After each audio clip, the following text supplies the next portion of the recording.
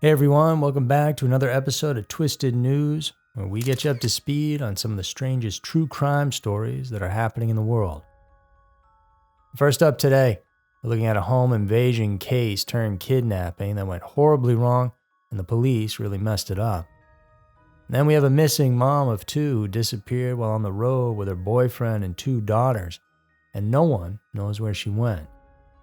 Get ready for Scary Mysteries, Twisted News. Number 1. The Polly tragedy that reshaped justice. In Petaluma, California, the Klass family experienced something that would not only devastate their lives, but also ripple across the nation, altering the course of criminal justice forever. On October 1st of 1993, 12-year-old Polly Klass was having a slumber party with two of her friends at her mom's house. And everyone under that roof was completely unaware that this night would go from fun to tragic in the blink of an eye. And playing games and watching movies while snacking on some popcorn were on the agenda for that evening. As the night wore on, Polly's mother went to bed, her sister too went to her room, and then the three friends went up to Polly's room. It was a little after 10:30 p.m. when an intoxicated intruder decided to enter the house. It was Richard Davis, a convicted criminal who was only recently paroled, and his first stop was Polly's bedroom. Armed with a knife that he had grabbed from the downstairs kitchen, he explained to the girls that he meant no harm and was only there to rob the place. If they screamed, though, he told them he'd hurt them. And then he tied up Polly and her friends, put pillowcases over two of the girls' heads before he took Polly with him as he left the room, saying he'd bring her back after he was done stealing the valuables. The friends were left in shock, and Polly was never returned. Just a few hours later, in the rural area of Santa Rosa, which was about 20 miles north of Polly's home, a property owner was told of a suspicious vehicle that was stuck in a ditch along their private driveway. 911 was called, and a pair of deputies arrived to find it was Richard and his vehicle. He claimed to have swerved away from a deer, which is how he got stuck.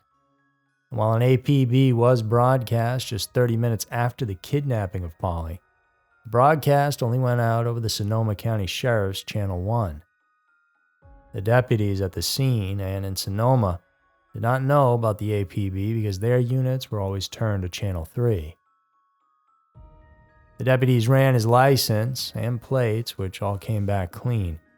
Despite a search of his vehicle, Davis was ultimately released, a decision that would later haunt the investigation. Over the next 2 months, thousands of people searched for the girl. Even shows like 2020 and America's Most Wanted did segments about the abduction, but still, nothing came of that. It wasn't until November 28th, when the property owner, who had called 911 on Davis in the first place, was inspecting her property after having some trees cleared, that she found items that seemed to belong to a little girl, a torn pair of ballet leggings. It then clicked in her mind, and that's when the horrific truth began to unfold. Davis was arrested 2 days later, and he confessed to murdering Polly within just hours of her kidnapping, although he never gave all the details of what exactly transpired that night. Davis led the police to Polly's remains, hidden under a piece of plywood in a shallow grave of a wooded area off Highway 101, marking a heartbreaking end to a nationwide search that had captivated the country. The evidence against Davis was irrefutable, with his palm print discovered in Polly's room and strands of his hair found at the scene. Looking back on the night in question, the authorities believe that once Davis got stuck in the mud, he hid the girl's body in some thick brush nearby. When deputies came, they recalled that he was sweating profusely even though that evening was fairly cool, and that he had twigs and debris on himself and his hair and clothes. After, he was escorted by police back to the highway. At some point, he must have gone back to retrieve the body. All along, while those deputies were right there, Polly was merely yards away. Raised in a troubled household, Both of Davis's parents were abusive alcoholics. Beginning a life of crime at a young age, Davis's path was marked by violence and criminality. He'd been in and out of jail many times, and his early release from prison just months before Polly's murder sparked a public outcry and a demand for change in the justice system. Polly's tragic death galvanized the community and led to significant changes in law enforcement and criminal sentencing. The 3 strikes and you're outlaw, adopted in California in '94, was a direct response to the outcry over Polly's murder, aiming to prevent repeat offenders like Davis from slipping through the cracks of the justice system. However, over time, the law's broader impacts, particularly on communities of color, prompted a reevaluation and calls for reform. And furthermore, APBs now must reach all law enforcement officials. And Polly's legacy also lives on through the foundations established in her name.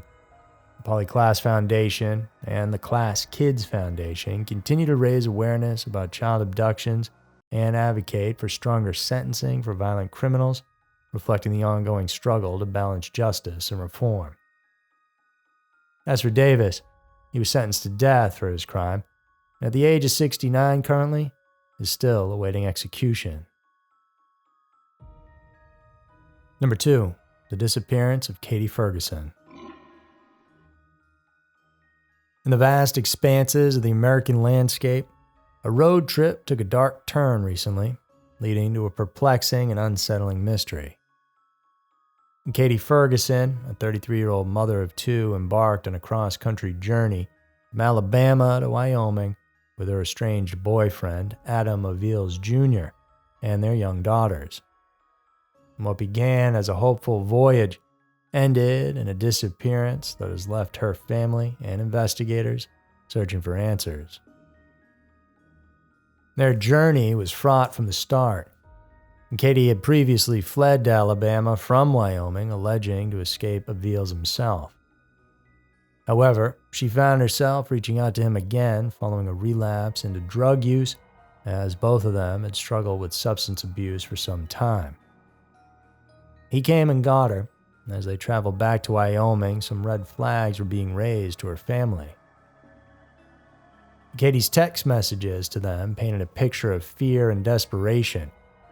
She expressed anxiety about being followed by Avils and a deep concern for her and her daughter's safety. Her stepmother, Angela Ferguson, did what she could and assisted her with money and lodging, unaware that this would be one of their last communications. By the time Avils returned to Wyoming in October, Katie was nowhere to be found.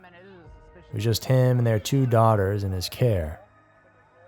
The events that unfolded during their trip remain shrouded in mystery as of now, but disturbing clues began to emerge.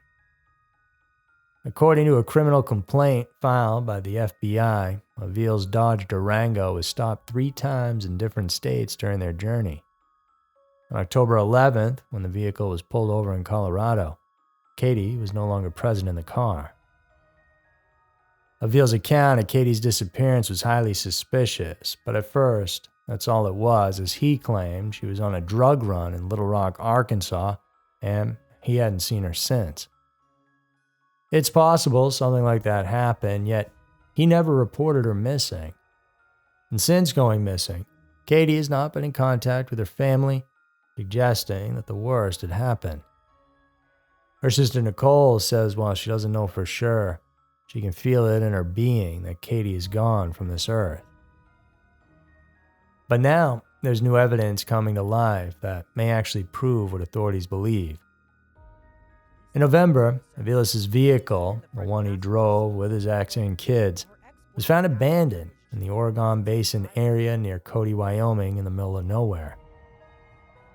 The car, filled with trash bags obscuring the view inside, emitted a disturbing odor of putrefied blood. Further investigations revealed alarming evidence. The passenger's seat was missing. Blood-streaked interior moldings were hidden in the trash bags. A Glock pistol magazine with live ammunition was found in the center console. The blood traces, coupled with the discovery of fired projectiles around the passenger's door, and a projectile hole covered with duct tape painted a grim picture. And as of the making of this video, all of that is currently being tested, especially the blood, to see if any of it belongs to Katie. Aviles' sudden appearance at the scene of the car with a gas canister in hand then added another layer of mystery to the already complex case. November 21st, Aviles was arraigned for illegal possession of ammunitions. Despite pleading not guilty, the evidence against him raises critical questions about his role in Katie's fate. His trial is now set for January 22nd and looms on the horizon with the potential of a 15-year prison sentence if convicted. And we hope that the Ferguson family can get some closure in this and that justice will be served. So there were two of the most chilling and mysterious news stories that we have for you guys today. If you enjoyed it, please do subscribe so we can reach you with more content that we're putting out every single week. And go check out some of our other videos. And thanks so much for tuning in today. Appreciate it very much. See you guys soon.